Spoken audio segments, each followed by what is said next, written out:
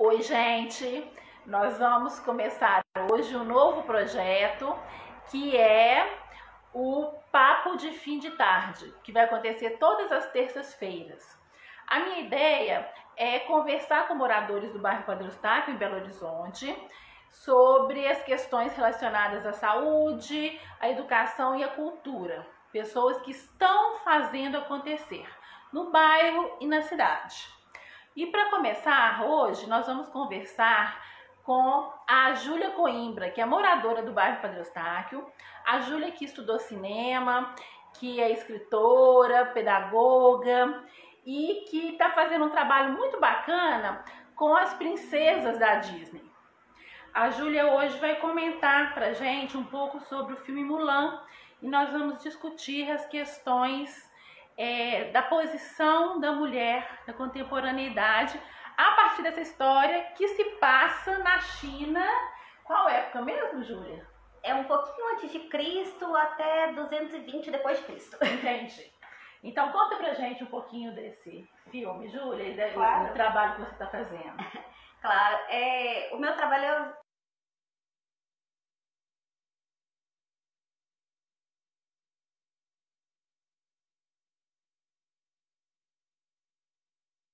todas têm as referências antigas e as referências da época em que elas foram filmadas. Entendi. Né? E no caso da Mulan, quais são as referências antigas, do tempo que se passa a história? Sim, da Mulan, as referências antigas são as tradições, as roupas, né? A maioria das roupas, porque tem uma roupinha dela que é da atualidade, que vocês conseguem ver. As roupas, as tradições, né? E da atualidade você consegue ver na personalidade dela. Entendi, né? Sim. Muito E pra assim, personalidade. quais as tradições? Como que era uma mulher antes de Cristo na China? Sim. A mulher antes de Cristo na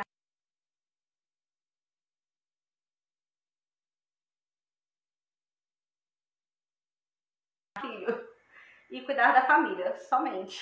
Ela não podia fazer mais nada. Sim. E a Mulan, como que era o jeito dela?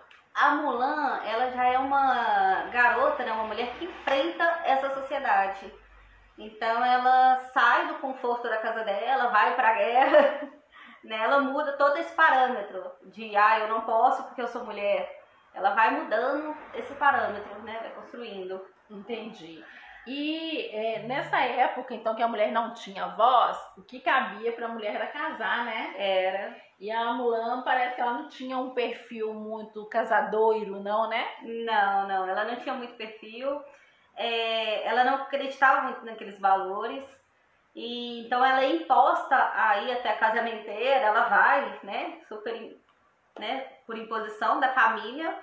E chega lá, dá tudo errado, porque não era o que ela queria, não era o que ela acreditava.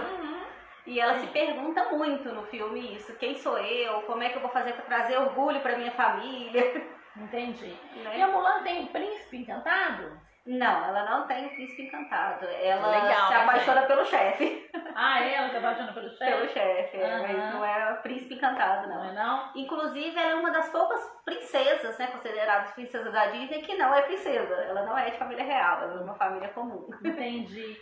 E como que transcorre a história da Mulan? Como é que é a história dela? Qual que é a pegada que ela tem com a questão da feminilidade? Assim, ó, vou só dar um pouco de spoiler. Ela é uma princesa, ela é uma garota que tá com esses valores, né, com essa confusão na cabeça dela de eu tenho que casar, eu tenho que ter filhos. Mas aí quando ela se vê numa situação que a família dela tá correndo perigo, porque vai ter a guerra, e o pai dela é convocado para a guerra, um homem de cada família tem que representar, né, a família na guerra. E ela fala: putz, meu pai vai morrer. Então ela consegue fugir de casa e se disfarçar de menino. Então ela vai como se ela fosse um filho do pai dela que ninguém nunca viu. Entendi. E ela vai disfarçada. Ela vai de homem. Ela aí vai ela de aceita homem. porque ele é um homem. Ela é aceita exatamente porque ela é um homem. Aí no decorrer do filme, né, tem vários outros pontos que a gente vê essa pegada do feminismo na época, né, porque a Disney era bem mais sutil na época. A gente vê um pouco dessa pegada. E ela salva o chefe dela. Quando ela salva o chefe dela, ela sofre um golpe, né, uma ferida, e quando ela vai recuperar, eles descobrem que ela é mulher. Então ela não é morta, né, pela cultura exatamente por ter salvo o seu chefe. Foi uma vida pela outra, como ele mesmo fala no filme. Entendi. Né? Uhum. Aí ela é expulsa do exército e ela verifica, né, que os hunos ainda estavam ativos e ela corre para ajudar. Mas quando ela corre, ela já corre de novo como mulher. E o tempo todo ela tenta falar com um, tenta falar com o outro e ninguém olha para ela. Uhum. E ela fala, poxa, ninguém enxerga. Aí um dos personagens engraçados do filme, né, que é o Mushu, vira pra ela e fala assim, oi, o que você falou? Peraí, você é mulher de novo. Tipo, ninguém vai te ouvir. Uhum. E no final acaba que esse fato dela ser mulher, dela ter um conhecimento que os soldados não têm, é que fazem ela conseguir salvar a China, salvar o imperador. Né? Que foi o fato dela usar a criatividade, usar traços, coisas de mulher, né? Que os homens no filme, nesse pedaço, eles disfarçam de mulher. Aí já é o oposto, os soldados se vestem de mulher para conseguir chegar até o imperador e salvar a vida dele. Sim. É um filme que mostra a importância e a valorização da mulher, né? Uhum. Parte Sim. dessa história para discutir a posição da mulher na sociedade. É bem bacana, né? E é interessante, gente, porque as crianças, hoje em dia, né, muito, mas eu acho que sempre aconteceu, as crianças elas são inseridas na literatura e no cinema através dos contos de fadas.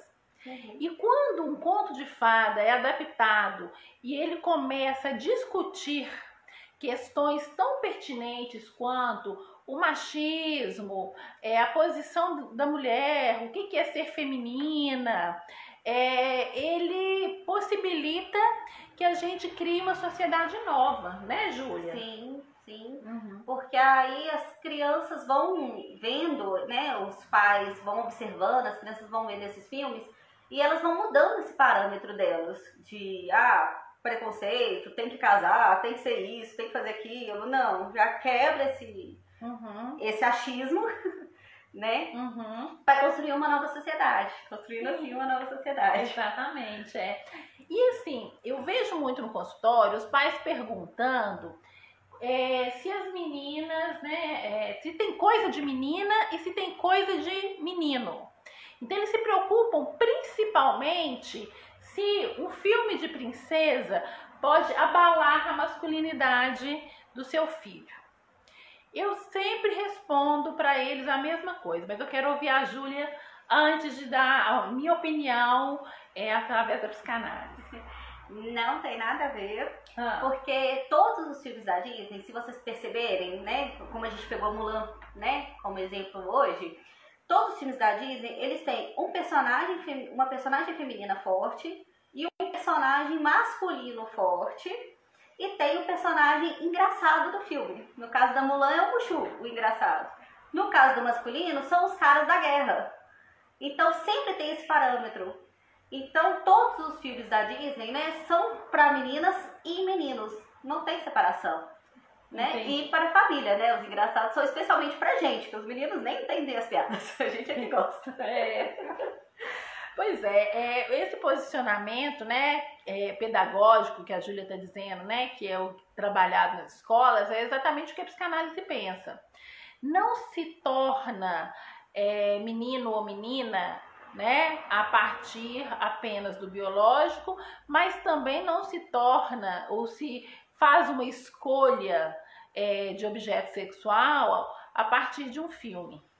Ou seja, meninos gostarem de princesas não significa, de filmes de princesa, ter, né, uma identificação com os filmes de princesa, não tem a ver com a escolha de objeto sexual que ele vai fazer mais pra frente na vida dele. Sim. Né? Em compensação, eu acho que isso tem um impacto. Filmes que discutem preconceito, sexualidade, a posição de homem e de mulher no mundo, eu acho que eles têm um impacto na formação desse sujeito. O que você pensa disso, Júlia? Tem eu concordo completamente com você, né? Porque tem mesmo esse impacto e é bom essa discussão, é bom verificar esses filmes em outros aspectos, porque eles trazem, além dessas questões, né, feministas, eles trazem um parâmetro de coisas. A Mulan fala muito de motivação, de você correr atrás do que você acredita, de correr atrás do seu sonho, né?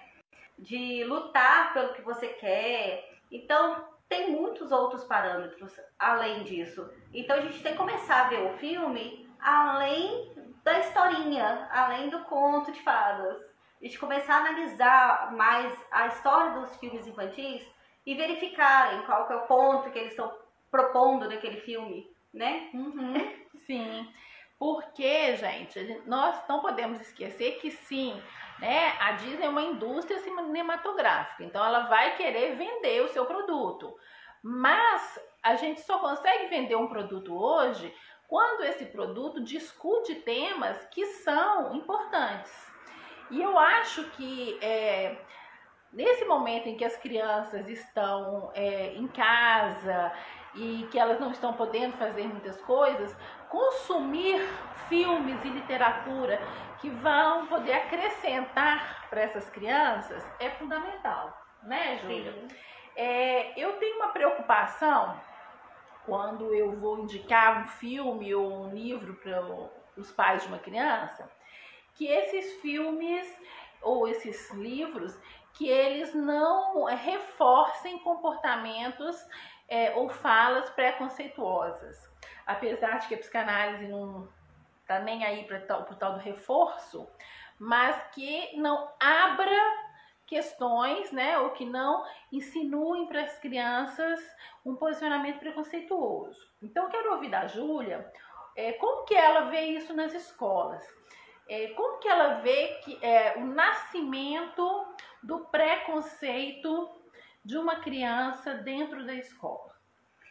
A criança, ela não nasce com preconceito, ela não cria esse preconceito sozinha, né? É sempre ensinado, sempre alguém ensinou para ela que aquilo é errado, que aquilo não pode.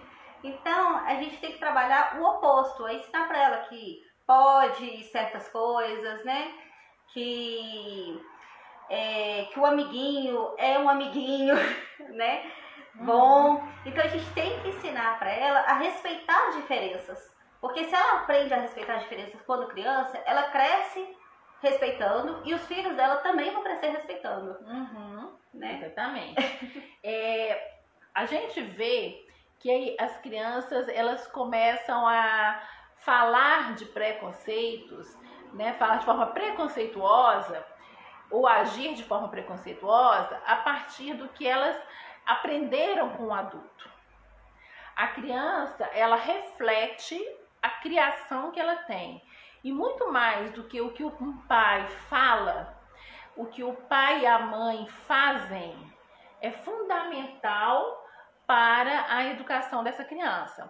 Uma criança que percebe que os pais tratam a empregada, a faxineira de forma diferente, como se fossem seres inferiores, ela vai levar isso como algo que é certo. Ela não sabe o que é certo ou errado, né? E aí, isso vai aparecer na escola. Por quê? A escola é o ambiente social da criança, a escola é o trabalho da criança, e é na escola que ela vai manifestar tudo aquilo que ela está aprendendo em casa. E aí, a gente fala muito, né, que a escola vai educar. Será que a escola educa? O que você acha, Júlia? Você que é pedagoga, você acha que a escola está ali para educar uma criança? Ela ajuda, mas os pais são fundamentais. Sim. Para essa educação, porque você ensina para a criança, né, dar um exemplo bobo, mas para vocês entenderem, você ensina para a criança que não pode bater. Mas se o pai bate nela em casa, ela chega pra gente e fala assim, pô, quando eu faço a coisa errada, meu pai me bate, né? Quando eu quero uma coisa e eu não tenho, né, que meu pai quer que eu faça alguma coisa e eu não quero, ele me bate. Então ela acha que ela tem o mesmo direito com o coleguinha, com o professor, né? E é essa coisa, esse trabalho tem que ser feito junto com os pais e professores, né, esse ensinamento de, não, realmente, bater no coleguinha não pode. Mas você pode brincar com a coleguinha que tá brincando de boneca, não vai fazer diferença nenhuma. Você não faz diferença, né? É só uma história, é uma brincadeira. Isso, né? Sim, ela tocou num ponto importante, né? Essa preocupação que os pais têm, e é curioso porque a preocupação é muito mais com o menino, né? De que o menino brinque de boneca e que isso signifique algo da escolha de objeto sexual dele, o que a Júlia está dizendo que não, né? Hoje a gente insere o menino nas brincadeiras e muitos retornam com essa posição, não, mas eu vou ser pai um dia. Exatamente. Né? O meu pai faz em casa. Sim. Ou seja, ele reproduz em ato aquilo que ele vivenciou em casa, aquilo que ele viu acontecer em casa, né? Isso mesmo. E nesse ponto, eu acho que a atualização dos filmes da Disney é fundamental, né? Sim. Porque ela leva, através do desenho animado, a gente discutir alguns temas que ainda são tabus em muitas casas, né? Sim, sim. E a Disney ela vai atualizando ao longo dos anos, ela vai se atualizando. Então, se a gente pegar os primeiros filmes da Disney, as princesas todas não falavam, ficavam esperando o príncipe encantado, né? Ficavam naquele trem de arrumar a casa, né? Que era a mulher da época. E a gente vai pegando ao longo dos anos e a gente vai vendo essa evolução das princesas, né? E a gente pega hoje, nos dias mais atuais, a gente já vê assim uma quebra absurda de parâmetro. Né? O povo gosta muito de falar da Elsa, por exemplo, né? Não sei se já ouviu falar. Da Frozen. Que tem uns boatos aí que a Elsa é lésbica, que não sei o quê. Mas não é. A Elsa é essa quebra de parâmetro. Eu preciso do príncipe encantado pra quê? Eu já sou uma mulher moderna, já sou autossuficiente. Pra que eu preciso depender do príncipe encantado? Então, até o momento, ainda tinha o príncipe encantado. A Elsa veio e quebrou, nem o príncipe aparece para ela, exatamente por isso. E esse filme também é interessante para esse tema, que se você pega a Elsa e a Anna, que é a irmã dela, é uma exatamente o oposto da outra. A Anna são as princesas antigas, a Elsa é a nova era. Sim. Então já faz esse debate dentro do próprio filme. Entendi. E até porque a questão da discussão, né, num filme, num livro, acerca da sexualidade, é algo que vai acontecer a partir da leitura que a criança fizer daquilo, não é? Sim. Então é muito interessante, porque os comentários que a gente ouve fora, muitas vezes vêm do adulto, né? Então a gente tem que começar a separar o que é uma análise técnica de um filme e do que é uma leitura que o espectador, né, fez daquele filme a partir dos seus próprios preconceitos, da sua forma de ver uma mulher ou um homem. Ou seja, o que menos interessa no filme é se a Elsa gosta de meninas ou meninos, mas sim que ela traz a questão de que eu posso escolher estar ou não estar numa relação amorosa, que eu não preciso aceitar qualquer coisa para ser sujeito de mim mesmo. E o filme, né, para quem já assistiu, vai lembrar disso, o filme traz muito isso, o amor da família, né? Então é o amor dela pela irmã e da irmã por ela que salva o reino. Não precisou do beijo do príncipe. A Ana até tenta o beijo do príncipe encantado, mas não precisou. Sim. Não é isso que salva o reino delas. Sim, é interessante. Já falou do príncipe encantado, veio na minha cabeça o encantado do Shrek, que era um príncipe picareta e mau caráter, né? Sim. E o herói da história era o feioso lá do Shrek, que arrotava, né? E a princesa, ela se torna uma ogra para poder viver com seu amor, que é um ogro, né? Então, acho que o Shrek também traz isso pra gente, né? Ou seja, eu acho que as histórias infantis, né, independente de quem as produziu, né? Tem trazido muito isso. E hoje a Disney comprou, inclusive, a Pixar, né? A DreamWorks, né? Também, né? A DreamWorks. A DreamWorks era Não, ele comprou a Pixar, não sei, mas comprou a Pixar, comprou a né? Pixar. Ou seja, aqueles filmes que a gente já via, né, de outras produtoras, hoje estão na Disney também.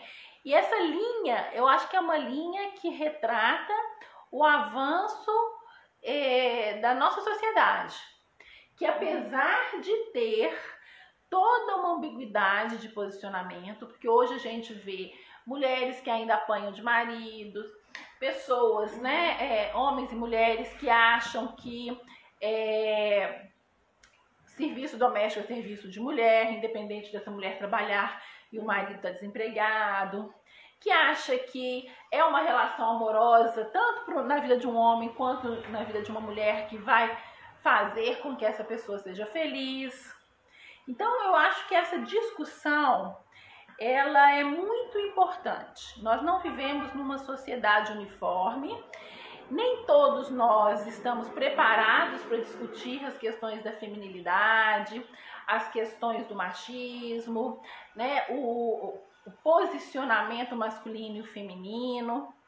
E os filmes vêm falar exatamente daquilo que é mais difícil. Eu entendo um filme como um facilitador de discussões tão difíceis pra gente. Porque nós também, mais velhos, né? E eu sou bem mais velha que a Júlia, a gente vem de gerações que têm os seus preconceitos. Cada um de nós foi formado a partir de um momento social, um momento cultural que tinha valores específicos. E cada um de nós podemos questionar esses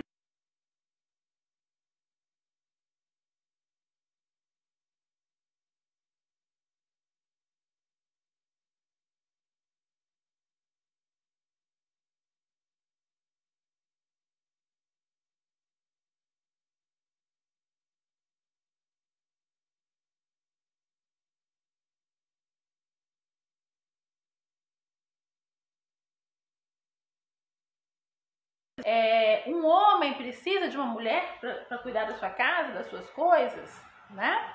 Porque também se vê o homem muito como incapaz de gerir a sua vida solteiro, né? A gente ouve muito isso, né? Nossa, sua casa tá uma bagunça porque você não tem uma mulher. Eu falo com meus pacientes assim, contrata uma funcionária, porque você não precisa, né, ter uma pessoa para fazer o seu serviço doméstico. Ou seja, as relações atuais, elas estão mudando, né, Júlia? Sim, estão mudando demais, muito. E nos filmes a gente consegue ver muito essa mudança, né? Se a gente pegar um filme bem antigo, só para dar um parâmetro, a Branca de Neve, lá no vizinho, né? Ela fala uma coisa muito legal, que ela chega na casa dos 7 anões, ela fala assim... nossa, são 7 cadeirinhas, devem ser 7 criancinhas. Aí ela fala, nossa, mas essa casa tá uma bagunça, né? A mãe deles deve ser muito desleixada. Depois ela para e ela abre o olho, nossa, deve ser órfãos. Tadinho. Quem sabe se eu arrumar a casa, eles não me deixam ficar aqui. Então, porque era aquela cultura de antigamente. Se eu for uma boa, se eu arrumar bem a casa, se eu fizer comida, eles vão me tratar bem, eles vão deixar eu ficar.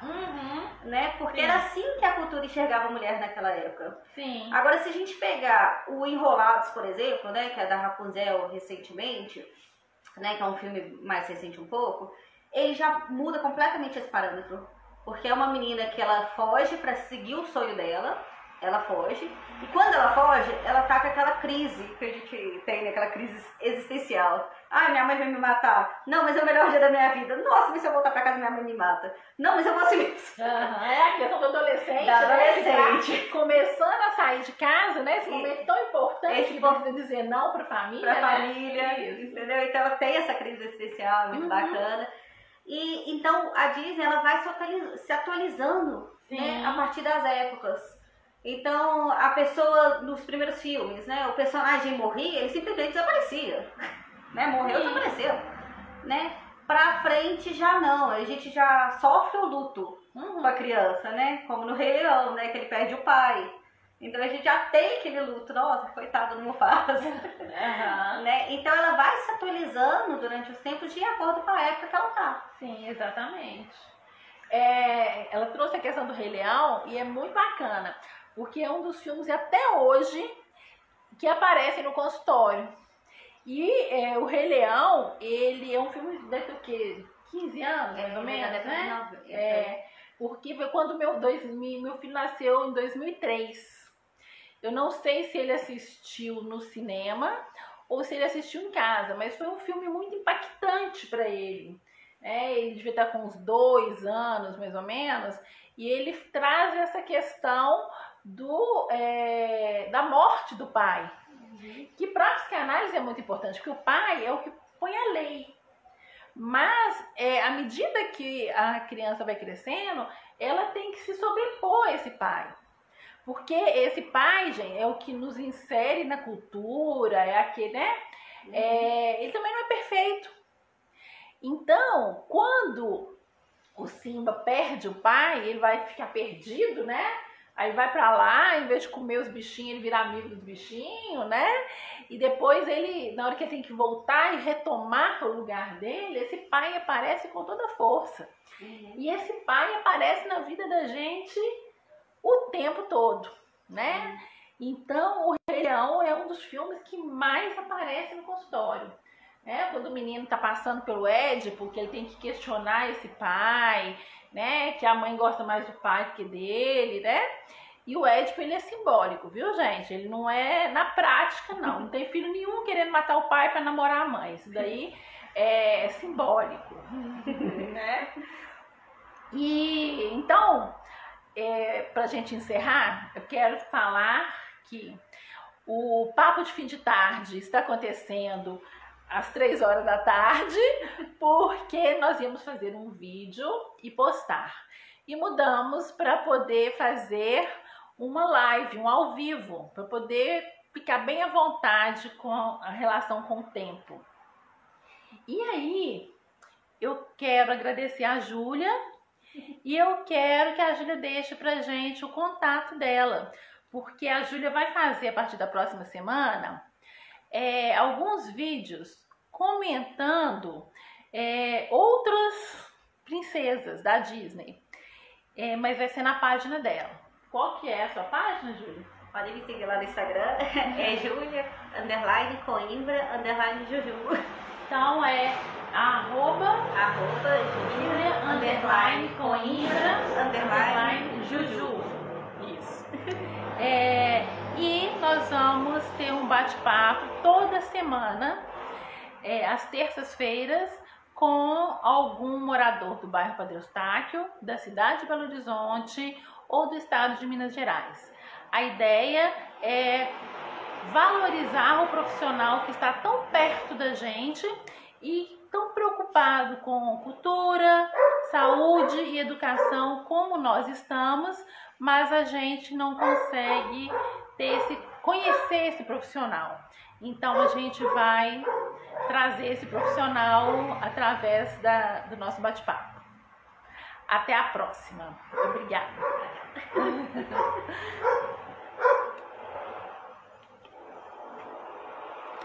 Aí eu encerro, né?